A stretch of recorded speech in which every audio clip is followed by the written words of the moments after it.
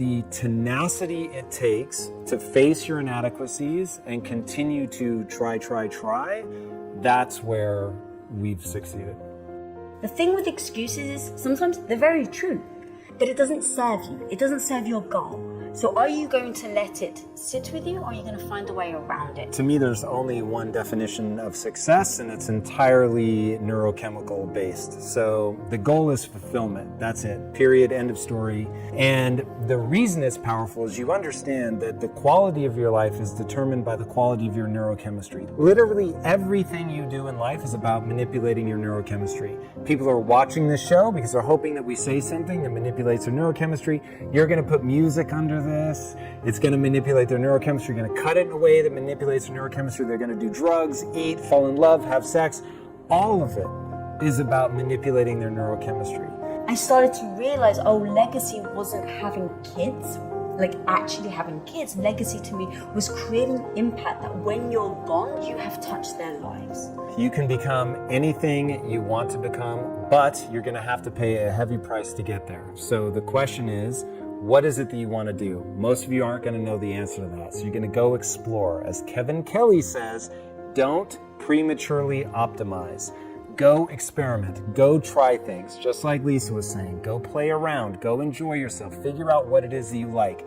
Nothing is ever going to be self-evident. You're never going to come across something you're like, this is what I meant to do with the rest of my life. You are going to find something that gives you more energy than it takes. When you find something that when you do it, you're like, ooh, this is fun, and you're actually energized by it, then you're going to go down the path of actually gaining skills in that. The more you engage with that, if that continues to be more fun, now it will become a fascination. Once something becomes a fascination, now we're going to really figure out if we can serve other people with that set of skills. If you can, you've got a hope of turning that into a passion. There's a saying called brain plasticity. Your brain actually changes no matter how old you are. Your brain changes. And I was like, okay, well, if that's true, then if I put time and energy into something, my brain will change, I'll get better at it, and that will improve my skills. And then another obsession of mine is to get people to understand skills have utility. You don't read a book to get an A on the test. You don't read a book to check something off a list. You read a book to learn something that lets you do something in the real world that other people can't do.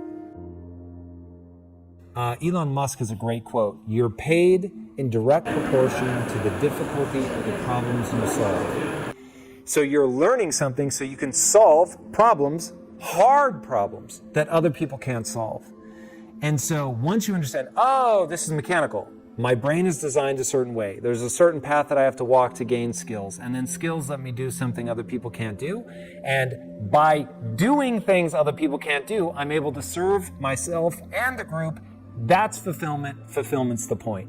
It is so mechanistic. It's all just deadly simple. And when I'm giving honest answers, I'm always looping around, this is how the human mind works. And every time I say something controversial, it's always about biology. I'm just like, okay. Like, if you want to fight it, fight it. You're going to die tired, and I will propel myself forward because I'm not judging what is true. I don't deal with the world the way that I wish it were. I deal with the world the way that it is.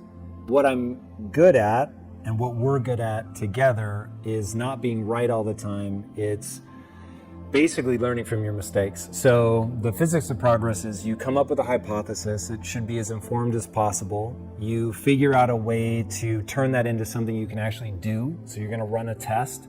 Then you actually run that test. And then this is where most people fall down. You have to lower your psychological defenses to stare nakedly at the results. And oftentimes that's going to be, you didn't do something well, you didn't think through this right, you made a mistake somewhere. And then if you're willing to do that and you learn from that, then you can re-inform your hypothesis, make it a little bit better, run that whole system again. And once you get in that loop, then you can really make progress. The key to me being driven is identifying what my passion is and my mission is.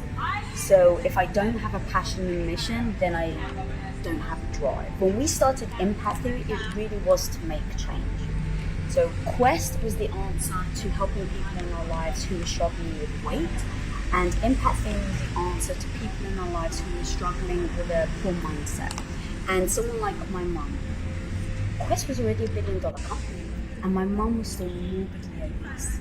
And I was trying to care about her so much. I just want her to live for a long time. I don't care about, what she looks like. She's like, Mum, I want you to eat healthy so you can be around for a long time. And I tried to, give her free Quest bars. I offered to pay for trainers for her. And every time I would say, Mum, what can I do? How can I help?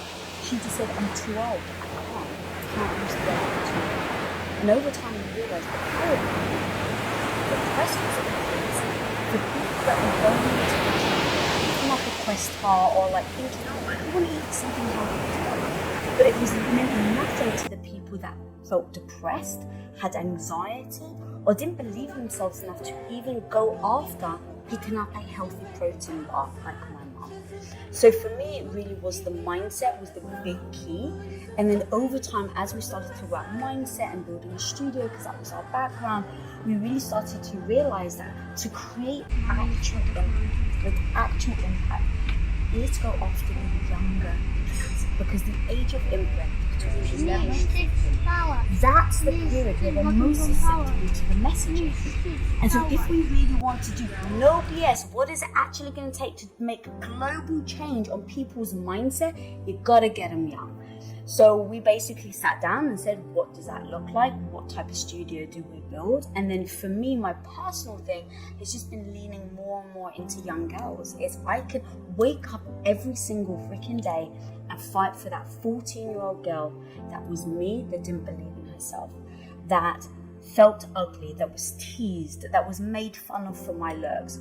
I will fight for that 14-year-old girl so that if I can touch her then and let her know and have her help her to believe she can become anything she wants if she sets her mind to it and works hard, then I feel like my job is done.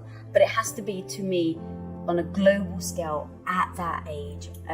That's how you really make real change. So every day I wake up for that 14-year-old Lisa. Passion is about acquiring enough skills at something that other people care about, and you have to care about it first and foremost. But if you care about it and other people care about it, now you get into that reciprocal relationship where, and it could be playing the guitar, it could be playing video games, right? Think about somebody that's just an absolute god-tier gamer, and other people will show up at a stadium to watch them play. They'll sit on Twitch for hours watching them play. So you're doing something that brings joy to other people. But they had to get freakishly good at that. They had to spend a lot of time improving their skill set. So they worked hard to gain a set of skills that allows them to serve not only themselves but other people. That is the name of the game. The problem is people are expecting something to be self-evident. They are told a lie that they're born with a purpose. You're not born with a purpose. You're going to decide that this passion, this thing that you've worked your ass off to get good at, that allows you to serve not only yourself but other people, that's now your purpose.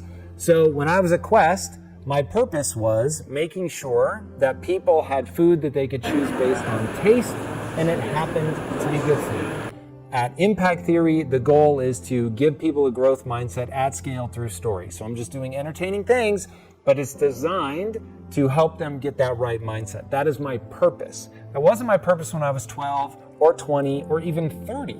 So you're going to decide, and then you're going to do things to reinforce that in your own mind. The most successful people in the world are the people that can self-soothe. So can you avoid being triggered? If you're being triggered and you look outward and you're angry at the person that triggered you, that's weakness. You are manifesting weakness, and you have to go, ooh, someone has triggered me. That means I have an insecurity around this thing. I need to address my insecurity, and then that's going to put you in a far more powerful position to move forward. So the people that are successful, they can self-soothe, they can stay emotionally calm in the midst of a storm. When everybody else is panicking, they're only looking at solutions. And that's the other thing about the no bullshit, what would it take game. The whole point is to switch you out of problem mode into solution mode. Most people can only see, these are the 152 ways that this could go wrong. And we started doing that to say, no matter how outrageous, there is a way to pull this off. So what would need to be true for this to work? Stop telling me all the things that aren't going to work. Tell me the thing that is going to work. And once you get to that, you're like, okay, well, if we did X, Y, Z, it would work. Okay. Now, are we willing to do that, yes or no? And if we're not, is there another thing that we are willing to do? But at least now we're operating from a position of that would work, and successful people are about that. They are good decision makers. They are hyper resilient. They don't stop at failure. They don't get in their own way from an ego perspective. They're looking nakedly at their own inadequacies. And they've got enough confidence to get people going behind them. It is this weird thing of, dude, I fear that I'm too dumb to do the things that I want to do in my life. I never know if I'm right, and I go all out every fucking time. And I'm just trying to make it happen. And so I have the courage of conviction to say, I know about myself. I will keep going until I figure this out. Not that I already understand everything, that I have the courage to figure this out. And then I will go through and I will weather that storm. People are intoxicated by that certainty, where I'm like, hey, get behind me. I will get us through this. I'm not telling you I already understand everything, but I am telling you I will not stop fighting until we get to the other side. Dude, the way that people will pile in behind you when you do that, I have the chills now because I know how people respond to that. So if you can manage your emotions, if you've got the courage to fight through that storm, if you're not easy to knock off your pedestal and you're humble enough to know that you're almost certainly making mistakes so that you know when to correct course, that's the recipe. Legacy to me was creating impact that when you're gone, you have touched their lives. And to be able to meet a woman that maybe has read my book, Radical Confidence, or has said that they've seen a piece of my content and I've taken them from believing that they were maybe worthless or had no value, they didn't believe in themselves, and something they heard me say shifted their mindset enough that they believed in themselves after that. And they still have to do the work and things like that, but being able to make that shift is such an incredible gift, I think, like a gift for me, that I'm able to see other people shift their lives. It's amazing. And so again, I can wake up every day thinking of that 14-year-old girl that maybe is teased or bullied and thinks that she's no good, and yet something that I do makes her believe in herself. That just makes my heart sing. And then eventually, I think ideally it's for someone to say they have radical confidence, but they don't realize it even came from me.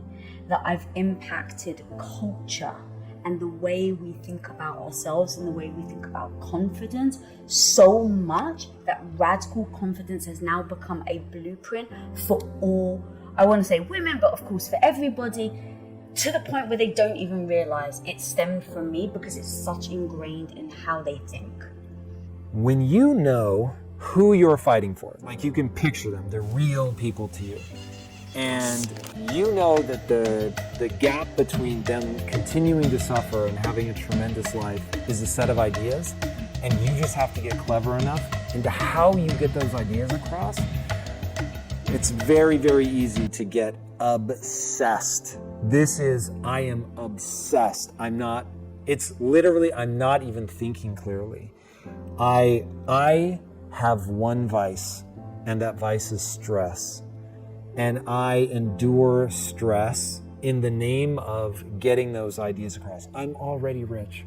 So what would be the point of doing all this? It obviously isn't for money. And the part of the business that has made us quote unquote micro famous, it's like we could scale back to just that, but we don't.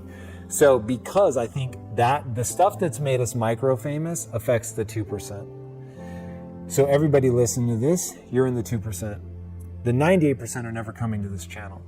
So those people, like today I said to Lisa, the last few days, my blood pressure has been so high, I keep getting headaches. And I'm like, you better have, when that happens and you go, why am I doing this? You better be compelled to your core by the reason.